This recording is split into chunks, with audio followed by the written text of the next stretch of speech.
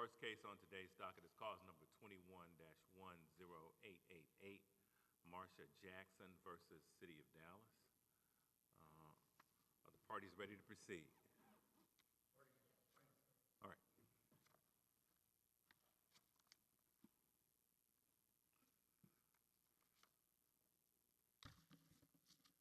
May it please the court, my name is Michael Daniel. I and Laura Bashira represent the plaintiff appellant, Ms. Marsha Jackson. The district court made a holding that finding that the injuries alleged by plaintiff are traceable to conduct of the city. The city council had not zoned the property for industrial manufacturing. Blue Star could not have operated. Plaintiff's alleged injuries are traceable to the city's actions, and plaintiff thus has standing. This was in response to the city's 12B1 motion to dismiss for lack of jurisdiction. That finding should have also controlled the decision on whether or not plaintiff needed to show deliberate indifference in that zoning action by the city council. That finding made it clear that the amended complaint had shown that it was city council zoning action that was causing the injury, that the injury was traceable to, if the city council had not zoned the property for industrial manufacturing, Blue Star could not have operated. That brings into the calculus for Monell that it is the city council action itself that is being challenged as, in this case, unconstitutional. There was no basis then to require plaintiff to have gone on and shown that that city council action adopting the zoning was conducted with deliberate indifference. Now, it's not that the facts might not have been there for deliberate indifference, but there was no obligation to show it. We never got there. It was not individual city employees' actions that were being complained about and that was causing the injury. It was, in fact, the city council action zoning the property industrial manufacturing. Plaintiff would not have suffered the harm absent that. But the use was inconsistent. The use, making a landfill of all those shingles was inconsistent with the zoning restrictions, right? That's why the city sued and got the mountain removed. So how is the city responsible when its zoning did not permit this use? Well, its zoning, industrial manufacturing, did permit the use. I thought it only permitted for like wood processing. And in fact, well, no, is that right or not? SUP. There was an SUP and a deed restriction on it. Okay, that was separate than the industrial manufacturing zoning, Your Honor. That was there. The city has yet to try and enforce any of those deed restrictions or SUPs in their litigation. We make that in the brief and we cite to it. Okay?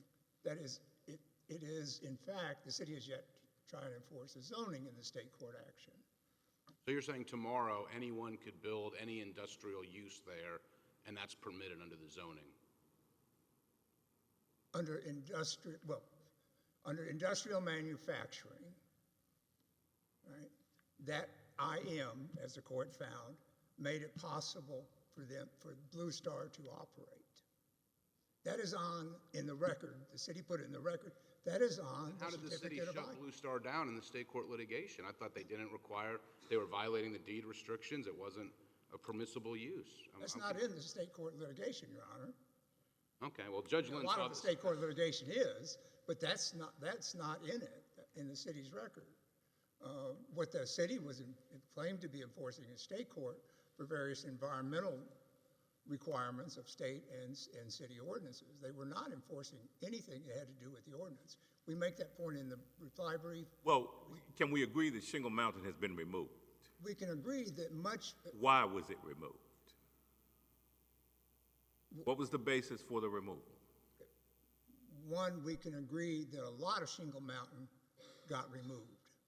The record is clear that not all of it got removed. Okay, what was the basis for a lot of Shingle Mountain being removed? It was a settlement between the city and one of the defendants in the state court litigation. The litigation continues. The city is still litigating against the other defendants. And one of the injuries they're litigating, they say, is that it is putting adjoining... Blue Star wasn't doing anything wrong, but they agreed to remove it. Is that what you're saying? No, Your Honor, I'm not saying that at all. I mean, the record of that... You said it got removed because of the settlement.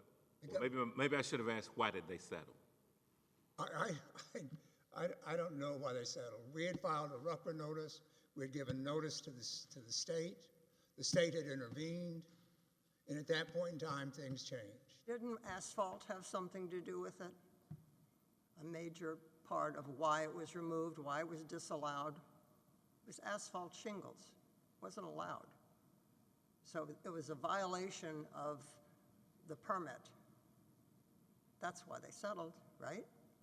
There's nothing in the record. You don't know why they settled? Is that true? Pardon? Are you saying you don't know why they settled? They didn't say why they settled. No, that's not the question. And they never have raised in that litigation anything related to zoning or deed restrictions or SUPs. And most of that litigation over our objection is actually in the record. We said that it's not appropriately part of the 12B6 record. The city had put it in. There's like 200 and some odd pages, 14, 15 exhibits. And if you go through those, and if you go through the existing litigation, they're not trying to enforce or mentioning the zoning or the deed restrictions. And in fact, there's also a Shingle Mountain that didn't get taken, and that's the parts of Shingle Mountain on Miss Jackson's property. That is still there. TCEQ said it was still there, Texas Council Environmental Quality. There's also hazardous waste still on those sites. That was found by the city's own environmental ESA. The second phase 2 in the record basically found that anything that disturbed the soil was going to cause a release of these hazardous substances on the industrial manufacturing site. Counsel, let me, because I think there's just I have a different understanding of the case. Maybe you can clear it up. I'll ask it a different way.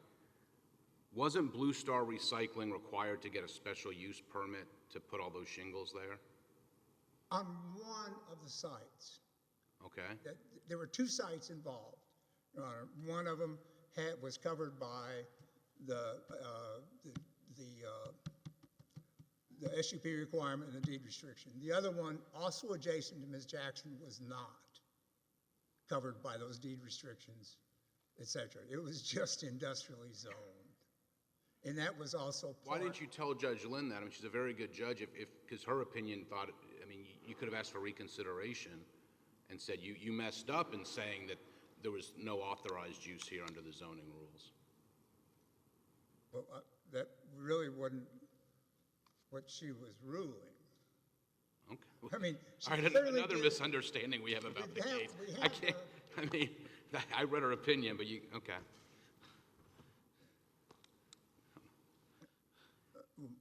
My reading of the opinion was that she, one, found standing, and that the injury accrued from the city zoning when the CO was issued. Right, but you said there was no Monell liability under causation because the use was actually at odds with what the city approved. No, that was not her ruling. Her ruling was that we had to show deliberate indifference to the city zoning.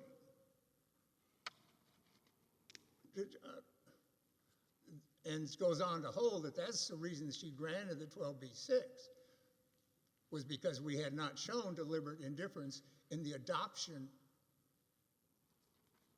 of that zoning. Okay. She passed over the statute of limitations issue that the city had raised and never ruled on it.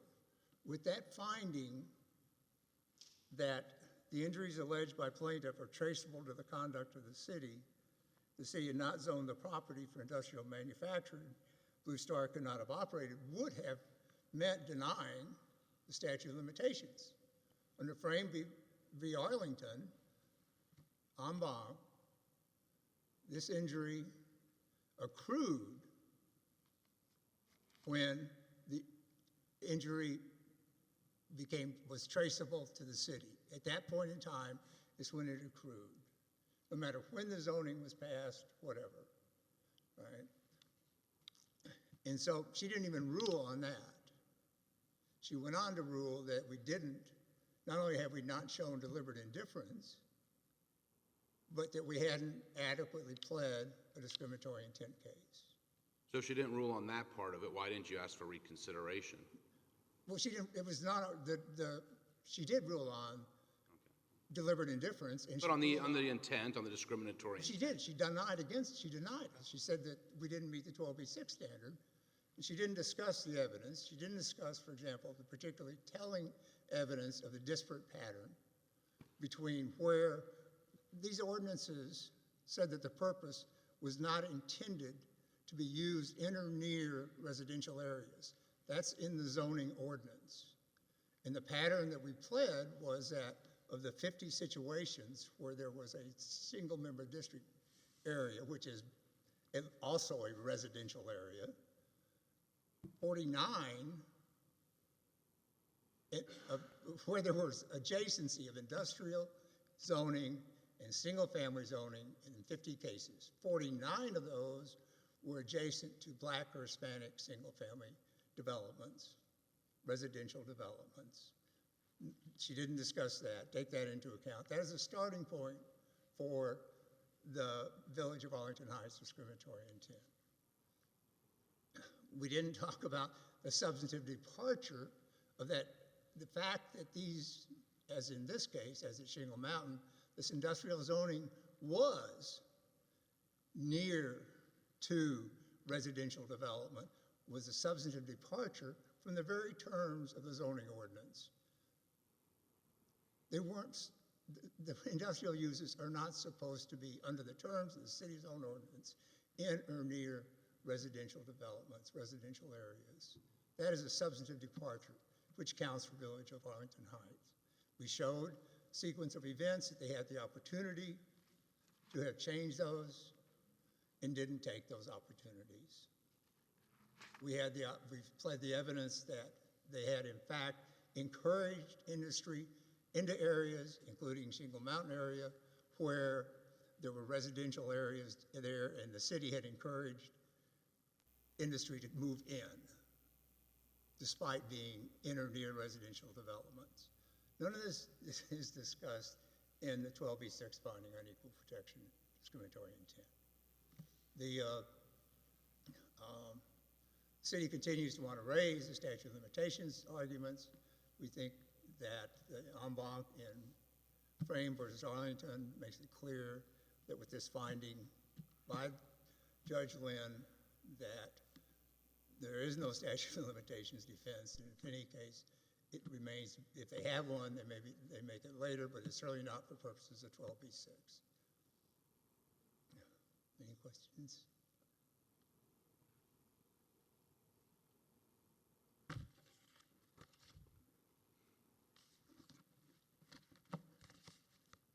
Thank you, Counsel.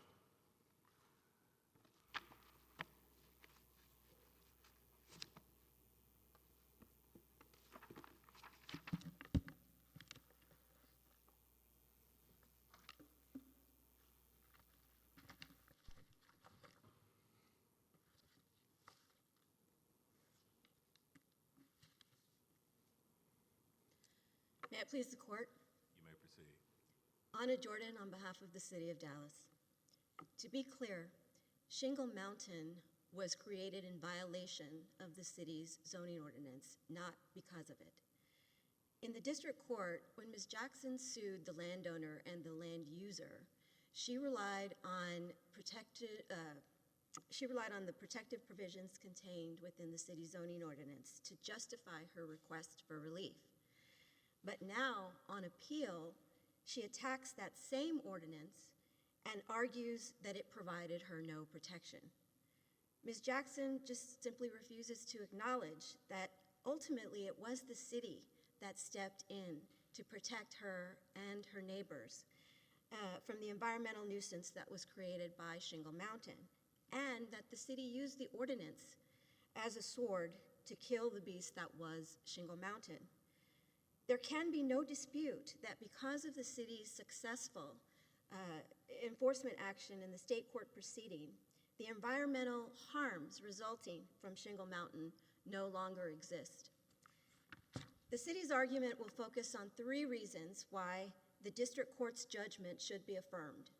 First, the district court's analysis of Jackson's equal protection claim premised on harms resulting from the illegal use of the land by Blue Star correctly applied this court's precedent and Supreme Court precedent. Second, Ms. Jackson's amended complaint simply does not allege sufficient facts to support the claim that she urges on appeal. To begin, Jackson's complaint did not raise an equal protection claim premised on the wood processing activity that was authorized by the IM ordinance. Indeed, for 10 years, that wood processing activity existed without incident and without complaint by Ms. Jackson. Second, or in addition, the complaint failed to allege facts plausibly establishing that she is similarly situated to a white homeowner who resides in a district that is exclusively zoned for residential use. It's undisputed that Ms. Jackson lives in a mixed-use agricultural district which permits both industrial and residential use. Finally, the complaint failed to allege sufficient facts that plausibly establish the IM ordinance was enacted in 2007 for a discriminatory purpose. Third, even if the court is persuaded that Ms. Jackson could somehow go back and fix her pleading by amending her complaint a 3rd time, the city contends that an amendment to allege an equal protection claim premised on the wood processing activity would be futile because Jackson lacks standing to bring that claim, and it would be barred by the statute of limitations.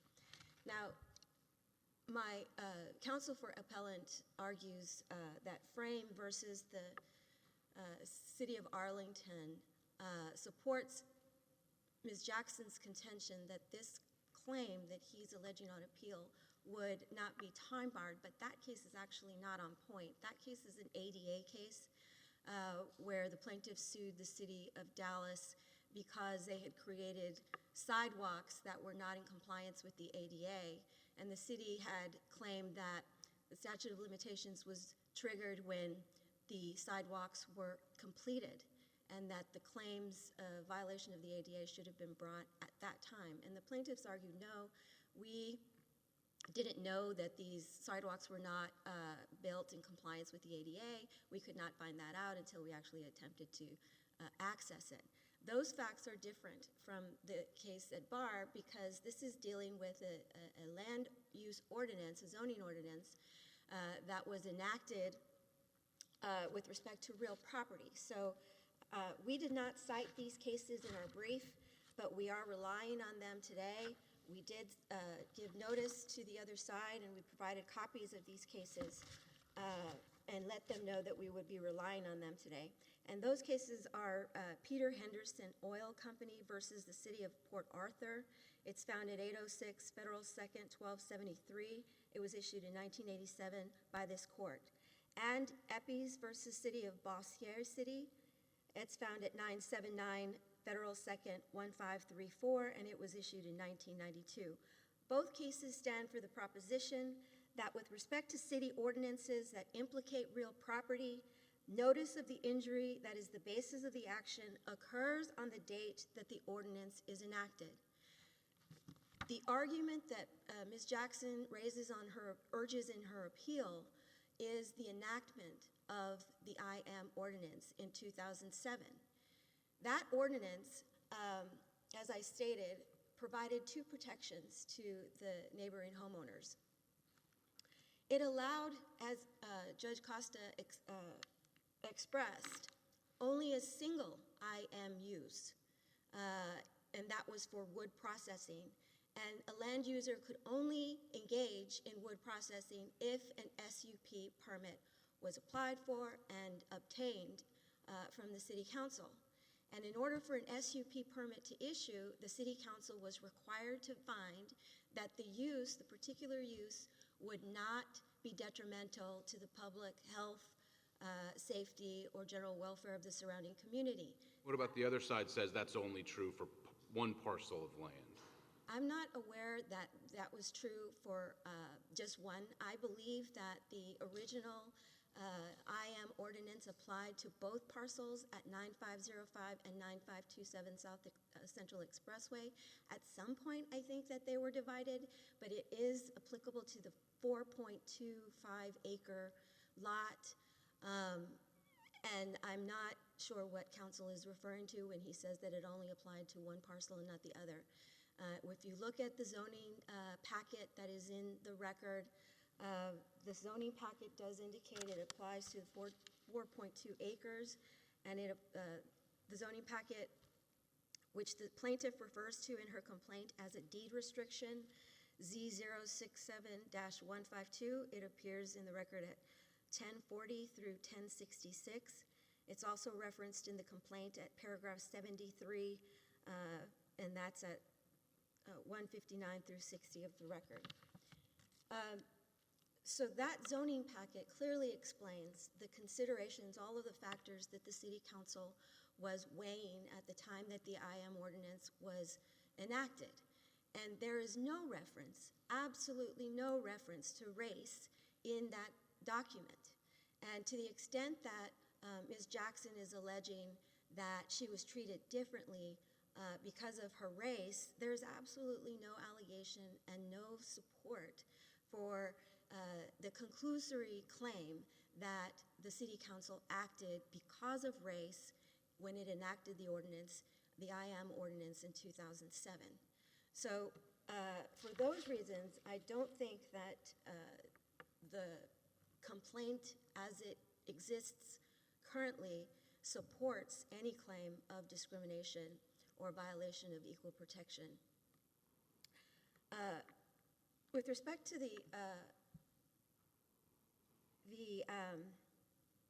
district court's opinion in which she found that the IM ordinance could not serve as the moving force behind Ms. Jackson's alleged injury, the Supreme Court in Manel versus Department of Social Services held that before a municipality could be held liable for injuries resulting from alleged deprivation of a constitutional right, a plaintiff must show that a municipal policy enacted by a policymaker was the moving force behind the deprivation.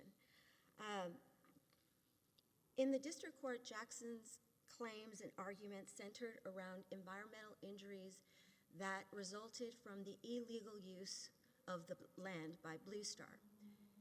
And the problem with the briefing in this case is that Ms. Jackson's harms keep shifting, and we need to focus on what harm she's alleging she was inflicted to determine what the action, the culpable action by the City Council caused that injury. So in the district court, she was pointing to all of the environmental harms that were caused by Shingle Mountain. Specifically, she talked about, and these were all particularized, concrete, imminent, because Shingle Mountain at the time she filed her lawsuit was in existence. So the harms that she was alleging were injuring her were the polluting effects from the Shingle Mountain, the property value diminishment associated with an adjoining, because Shingle Mountain was next to her property, the poor air quality, smell, vermin.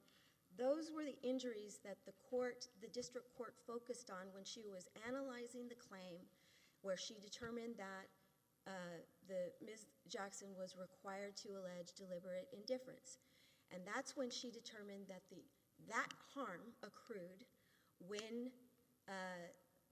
Shingle Mountain, when the city, the building official issued the certificate of occupancy, which allowed Blue Star to operate on the property.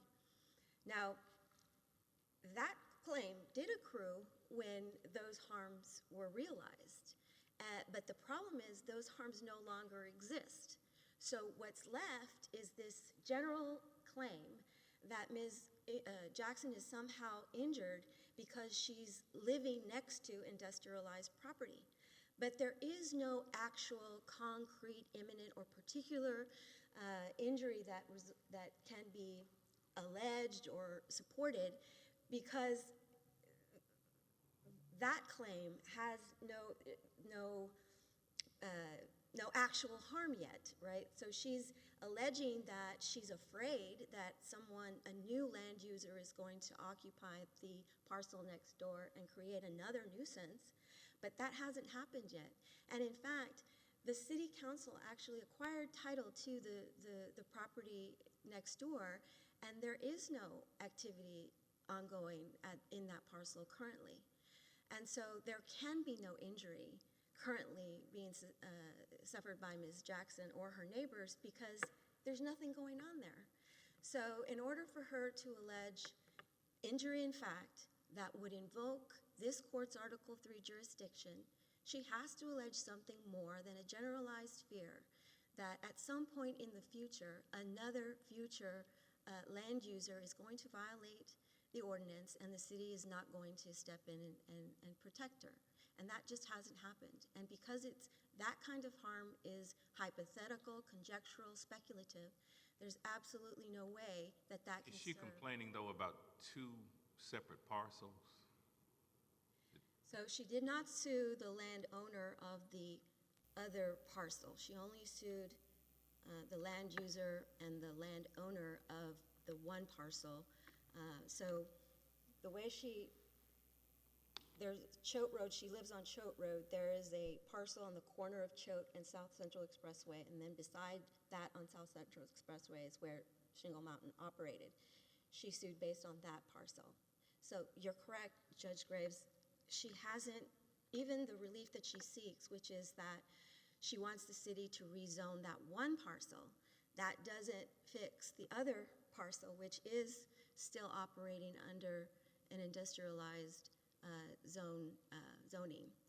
And actually, this district that Ms. Jackson lives in is an agricultural district. And when she moved into the property in 1995, the city had already made the decision to zone that adjacent property for industrial research use.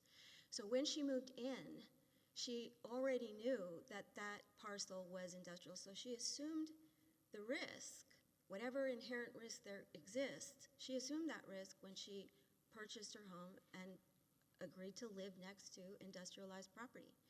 Now, Mr. Daniel also mentioned that the IM and the IR uses within the city code make reference to this intent not to allow for these kinds of uses next to densely populated residential areas. But this is not a densely populated residential area. This is an agricultural district with sparsely populated single-family homes. And so to the extent that he's arguing that the city did something inconsistent with its own ordinances, that's simply not accurate. The city does not consider this area to be a densely populated residential development area. This is an industrialized area, and it's full of industrialized properties. There's a property across the street from Ms. Jackson that operates as a machine shop. There's another auto mechanic store. There's a plant nursery. There's large trucks, 18-wheelers, traveling in and out of that area. It's obviously... Are they free to have livestock in the agricultural area? I don't see any livestock, but I suppose I just read something about riding horses, so I don't know if that in that area, but... Possibly. All right. Possibly, yes. But with respect to the argument that she is not similarly situated, again, Mr. Daniel referenced a chart that they included in the record that was attached to their appendix, which lists 51 residential areas, but most of those are single-family districts. Ms. Jackson does not live in a single-family district. She lives in an agricultural district. She only lists 2 of those. Both of them, she claims or she alleges, are predominantly occupied by people of color. But she doesn't point to an agricultural district that is predominantly white that doesn't abut industrial property. And that's what she needs to show, that she is being treated differently because of her race rather than by some race-neutral reason. And the agricultural district distinction is a race-neutral reason why the city is treating that particular area differently than it would treat single-family residential districts that are zoned exclusively for residential use. So that does not support Ms. Jackson's claim that she urges on appeal. The other problem with Ms. Jackson's complaint is that she is unable to trace the discriminatory effect that she alleges exists in 2018 to a discriminatory purpose when the ordinances were enacted. So when the IM industrial zoning ordinance was enacted in 2007, she makes no allegation that the homes were predominantly occupied by people of color. She doesn't allege that in 1987, when the original industrial research zoning decision was made, that those homes were occupied by people of color. And she makes no allegation that the city council considered race when making those decisions. She relies solely on this alleged discriminatory effect that she says exists in 2018, but she makes no effort to tie it to a discriminatory purpose when those ordinances were enacted, and that's a big problem for her claim. I also wanted to point out very quickly that there is a misstatement in the city's brief. We said in the brief that the zoning packet and the CO, the certificate of occupancy, were attached to the city's motion to dismiss in their appendix, and it was not. The city attached all of the state court pleadings to its motion to dismiss because they had the city had made an argument that the court should not exercise jurisdiction because they and relied on the abstention doctrine under Younger v. Harris. And that's why those pleadings were attached, to say there's a state court proceeding being pursued. The federal district court should not exercise jurisdiction. So those documents were supporting that argument. But the city did not attach the CO or the zoning packet to its appendix. Only Ms. Jackson attached those to her appendix, and she specifically says in her response to our motion to dismiss that she's attaching them because she referenced them in her complaint, and she was using them to support her arguments in her complaint that were raised in her response. So I don't think that the court erred when relying on those documents when she rendered her decision. If the court has no further questions, we'd ask the court to affirm the district court's judgment. All right. Thank you. Rebuttal. I apologize, Judge Costa. She did find that the 2007 zoning did not authorize the city's actions. Yes, I'm sorry, that page 5 of the equal protection opinion. I was wrong. We're merging a lot of things here. In the Rucker case, plaintiff came in and used everything it could to show that the Rucker standard of contributing to was met. Okay? There is no basis for holding that Rucker contributing to standard is the same thing for moving force or motivating force. All right? And in fact, there were other things going on, and that most of the violations were going on not by city employees, but by Blue Star. All right? The moving force is not contradicted by non-city, non-government actors that require that the city should have taken that into account when it passed the zoning. You have to, if you're trying to hold the city liable for its own employees, then deliberate indifference comes into effect. But neither the city has never said that any individual city employee was at fault. There is nothing in the massive state court petitions that say that a city employee was at fault. Right? So, but the contributing to is also I say that is a different standard than the moving force. The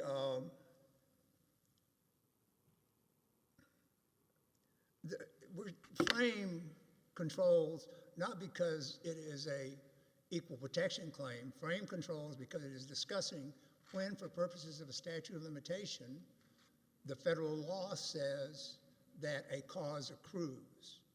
Because no matter how long the statute of limitation or how long something has been in effect, the statute does not run as a matter of federal law, according to Frame, until there is a traceable injury entitling the person to sue, until the cause of action has accrued. It doesn't limit it to the ADA. It doesn't limit it to non-constitutional cases. It just is federal law about when a statute of limitations begins to run. And it began to run when Judge Lynn made the finding about the injury being traceable to city zoning.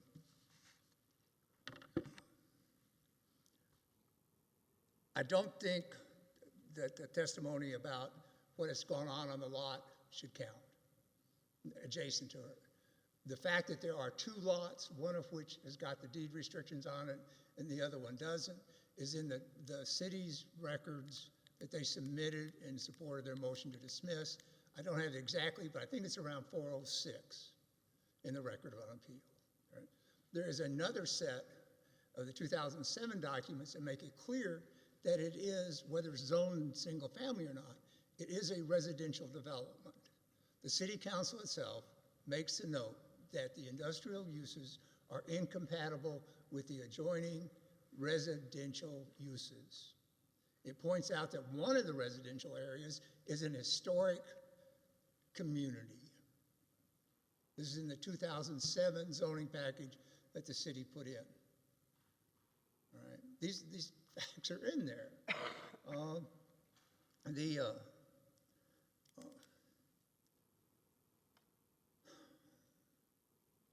And so that second district is, that second parcel is there. It's industrially zoned. There's no record of any violations, etc.